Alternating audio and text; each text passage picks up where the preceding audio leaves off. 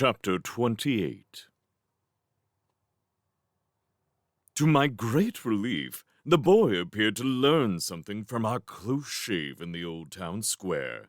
I saw no more of the casual English tourist now. Instead, for the rest of that dark, uncomfortable evening, he allowed me to guide him through Prague's maze of crumbling alleys in the appropriate manner. The stealthy, painstaking progress of two spies abroad in an enemy land. We made our way north with infinite patience, dodging the foot patrols that were now radiating out from the square by enmeshing ourselves under concealments or, on occasion, entering derelict buildings to skulk as the soldiery tramped by.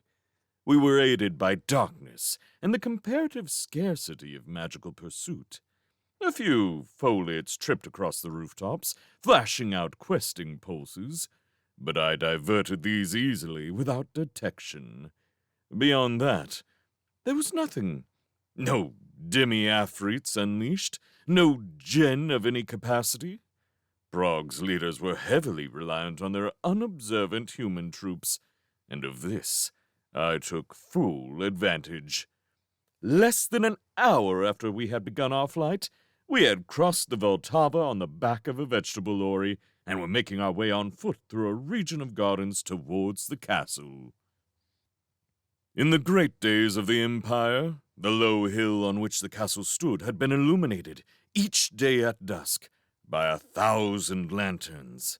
These changed color and occasionally position at the Emperor's whim, casting multifarious light upon the trees and houses clinging to its slopes.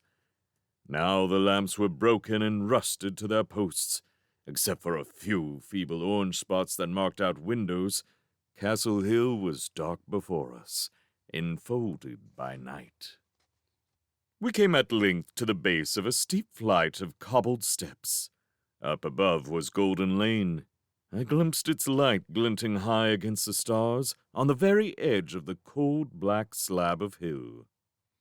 Beside the bottom of the steps was a low wall, and behind this was a midden. I left Nathaniel lurking here, while I flew, as a bat, on a quick reconnaissance up the steps. The eastern steps had changed little since that distant day when my master's death had released me from his service. Too much to hope that an Afrit would leap out to grab my current master now. The only presences I could detect were 3 fat owls hidden in the avenues of dark trees on either side of the way. I double-checked. They were owls even on the 7th plane. Far off across the river, the hunt was still in operation. I could hear soldiers' whistles shrilling with sad futility, a sound that gave a thrill to my essence. Why? Because Bartimaeus was too fast for them, that's why. Because the Jinny they wanted was far away already, flitting and flapping the 256 steps up Castle Hill. And because somewhere, ahead of me in the night silence, was the source of the disturbance that I still felt tingling on each plane. The odd, unidentified magical activity. Things were going to get interesting. The bat passed the tumbled husk of the old black tower, once occupied by the elite guard, but home now to no one but a dozen sleeping ravens. Beyond it was my objective.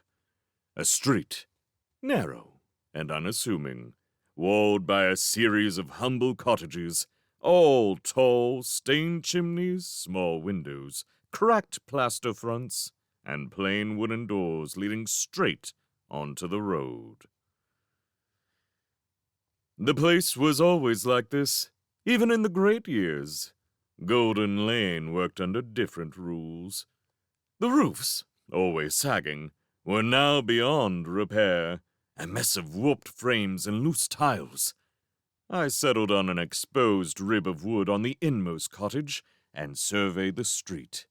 In the days of Rudolph, greediest of the emperors, Golden Lane was a center of great magical effort, the objective of which was nothing less than the creation of the Philosopher's Stone. Each house was rented to a different alchemist, and, for a time, the tiny cottages hummed with activity.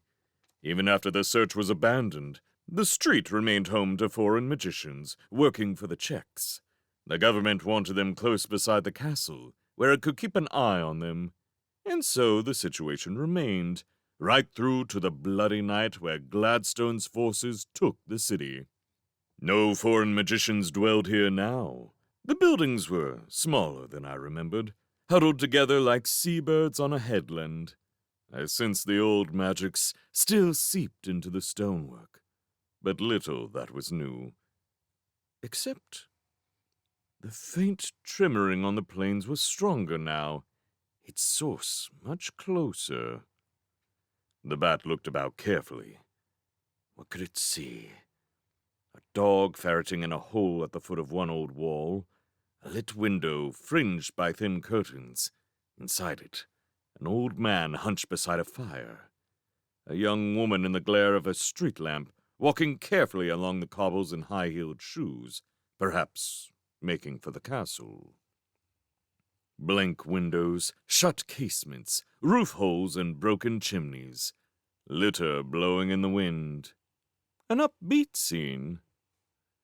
And number 13, halfway down the street, a hovel indistinguishable from the rest in its griminess and melancholy, but with a glowing green nexus of force surrounding it on the sixth plane. Someone was in, and that someone did not want to be disturbed. The bat made a quick sortie up and down the street, carefully avoiding the nexus where it curved up into the air. The rest of Golden Lane was dark and quiet, fully obsessed with its little activities of evening. I swooped quickly back the way I had come, down to the bottom of the hill to rouse my master. "I found the place," I said. "Mild defenses, but we should be able to get in. Hurry, while no one's around." I've said it before, but humans are simply useless when it comes to getting about. The time it took for that boy to climb those measly 256 steps, the sheer number of huffs and puffs and gratuitous pauses for breath he needed, the remarkable color he went. I've never seen the like. "I wish we'd brought a paper bag or something," I told him. "Your face is glowing so much it can probably be seen from the other side of the Vltava. It's not even a very big hill." What kind of defenses are there? His mind was strictly on the job. "Flimsy nexus," I said. "No problem. Don't you exercise at all?" No time. Too busy. "Of course. You're too important now, I forgot." After 10 minutes or so, we reached the ruined tower, and I became Ptolemy again. In this guise, I led the way to a place where a shallow incline dropped down onto the street. Here, while my master gasped and wheezed gently against the wall, we looked out at the hovels of Golden Lane. Appalling lack of condition, I commented.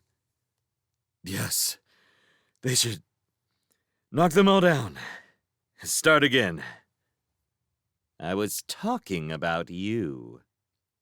Which one is it? Number 13. That one on the right. 3 along, white plaster front. When you finish dying, we'll see what we can do. A cautious walk along the shadows of the lane took us to within a few meters of the cottage. My master was all for marching up to the front door. I reached out an arm. Stop right there.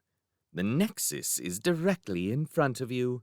A fingertip further, and you'll set it off. He stopped. You think you can get inside? I don't think, boy. I know. I was doing this kind of stuff when Babylon was a small-time cattle station. Stand aside, Watch and learn. I stepped up to the frail, glowing net of filaments that blocked our way, bent my head close. I chose a small hole between the threads and blew gently towards it. My aim was true. The tiny sliver of obedient breath passed into the hole and hung there, neither slipping through nor withdrawing. It was too light to trigger the alarm. The rest was easy. I expanded the sliver slowly, gently. As it grew, it prized apart the filaments. In a few minutes, a large round hole had been created in the net, not far above the ground. I remodeled the breath into the shape of a hoop and stepped nonchalantly through it. There, I said. your turn. The boy frowned. To do what? I still can't see anything. With some exasperation, I refigured the breath to make it visible on the second plane. Happy now, I said. Just step carefully through that hoop. He did so, but still seemed unimpressed. Huh, he said. He could be making this up for all I know. It's not my fault humans are so blind, I snapped. Yet again, you're taking my expertise for granted. 5,000 years of experience at your command, and not even a thank you comes my way. Fine. If you don't believe there's a nexus there, I'll happily set it off for you. You'll see the magician Kavka come running. No. He was hasty now. I believe you. Are you sure? My finger hovered back towards the glowing lines. Yes, calm down. Now, we'll creep in at a window and catch him unawares. Fine. After you. He stepped grimly forward, straight into the lines of a second nexus I hadn't noticed. A loud siren noise, seemingly consisting of a dozen bells and chiming clocks, went off in the house. The noise continued for several seconds. Nathaniel looked at me. I looked at Nathaniel. Before either of us reacted, the noise was discontinued, and a rattling noise sounded behind the cottage door. The door was flung open, and a tall, wild-eyed man wearing a skull cap rushed out, shouting furiously. "I told you," he cried, "this is too early! It will not be ready until dawn! Will you not leave me in peace?" Oh. He took heed of us for the first time. What the devil? Close, I said. Kind of depends on your point of view. I leaped forward and grappled him to the ground. In an instant, his hands were up behind his back and nicely tied by the cord of his dressing gown. This was to prevent any quick hand gestures that might have summoned something to his aid. His mouth was stuffed with a section of Nathaniel's shirt, in case of uttered command. This done, I bundled him to his feet and had him back indoors before my master could even open his mouth to speak an order. That's how fast a Jinny can act when necessary. Look at that, I said proudly. Not even any noticeable violence. My master blinked. You've ruined my shirt, he said. You've torn it in half. Shame, I said. Now close the door. We can discuss this inside. With the door closed, we were able to take stock of our surroundings. Mr. Kavka's house could best be described by the term scholarly squalor. The entire floor, and every item of furniture within it, was covered with books and loose manuscripts. In places, they formed intricate strata, many inches thick. These, in turn, were covered with a thin crust of dust, scatterings of pens and quills, and numerous dark and pungent items, which had the nasty look of being leftovers from the magician's lunches over the preceding month or two. Beneath all this was a large work table, a chair, a leather sofa, and, in the corner, a primitive rectangular sink with a single tap. A few stray parchments had migrated into the sink, too. It seemed that this particular floor of the cottage was entirely taken up by the one room. A window at the back looked down onto the hillside and the night. Lights from the city far below shone dimly through the glass. A wooden ladder extended up through a hole in the ceiling, presumably to a bedchamber. It did not look as if the magician had gone that way for some time. On close inspection, his eyes were gray-rimmed, his cheeks yellow with fatigue. He was also extremely thin, standing with crumpled posture, as if all energy had drained out of him. Not a particularly imposing sight, then, either the magician or his room. Yet this was the source of the trembling on the 7 planes. I felt it stronger than ever. It made my teeth rattle in my gums. "Set him down," my master said. "The sofa will do. Push that rubbish out of the way. Right." He sat himself on a corner of the work table, one leg on the floor, the other dangling casually. "Now," he continued, addressing his captive smoothly in check. "I haven't much time, Mr. Kavka. I hope you will cooperate with me." The magician gazed at him with his tired eyes. He gave a noticeable shrug. "I warn you," the boy went on, "I am a magician of great power. I control many terrifying entities. This being you see before you—" Here I rolled my shoulders back and puffed my chest up menacingly. "Is but the meanest and least impressive of my slaves." Here I slumped my shoulders and stuck my stomach out. "If you do not give me the information I desire, it will be worse for you." Mr. Kavka made an incoherent noise. He nodded his head and rolled his eyes. The boy looked at me. "What's that mean, do you think?"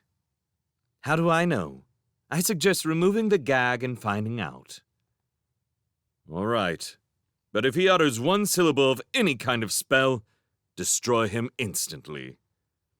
To accompany this, the boy attempted an expression of terrible malignity that made him look as if he had an ulcer. I removed the gag. The magician coughed and spluttered for a time. He was no more coherent than before. Nathaniel rapped his knuckles on an exposed bit of table. "Pay attention, Mr. Kavka. I want you to listen very carefully to all my questions. Silence, I warn you, will get you nowhere. To begin—" "I know why you have come!" The voice erupted from the magician's mouth with all the force of a river in spate. It was defiant, aggrieved, endlessly weary. "You do not need to tell me. It is the manuscript, of course.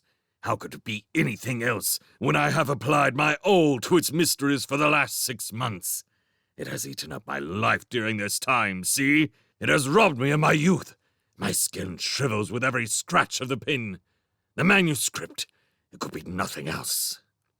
Nathaniel was taken aback. "A manuscript? Well, possibly. But let me make myself clear—" "I have been sworn to secrecy," Mr. Kavka continued. "I have been threatened with death, but what do I care now? Once was quite enough. Twice?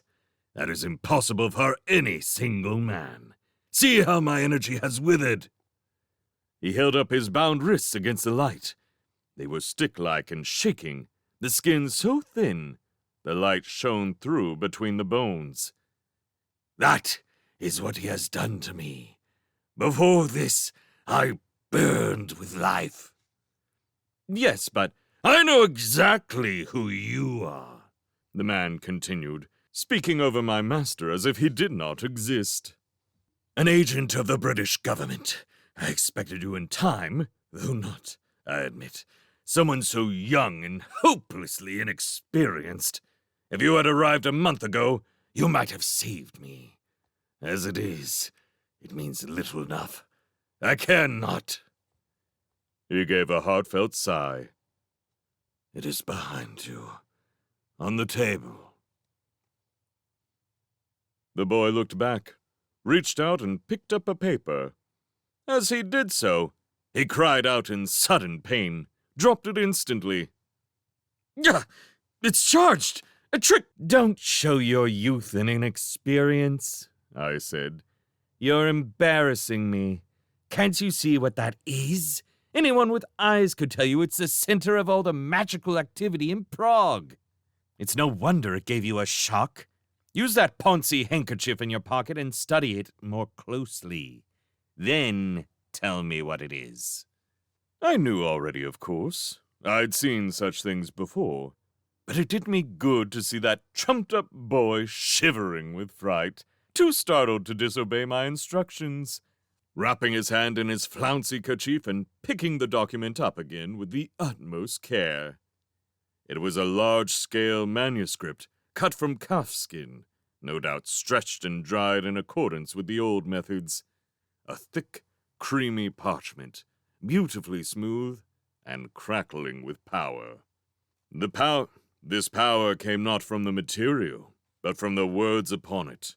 They were written in an unusual ink, equal parts red and black, and flowed beautifully from right to left, from the base of the page up towards the top, line upon line of intricate, calligraphic runes. The boy's eyes were wide with wonder. He sensed the artistry, the labor that had gone into this work, even if he could not read the marks.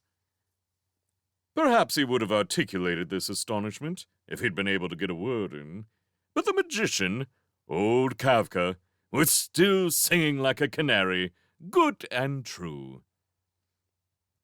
"It isn't finished yet," he said. "You can see that.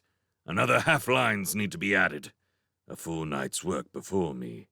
A night that will be my last in any case, since he will surely kill me if the ink itself does not drain my blood.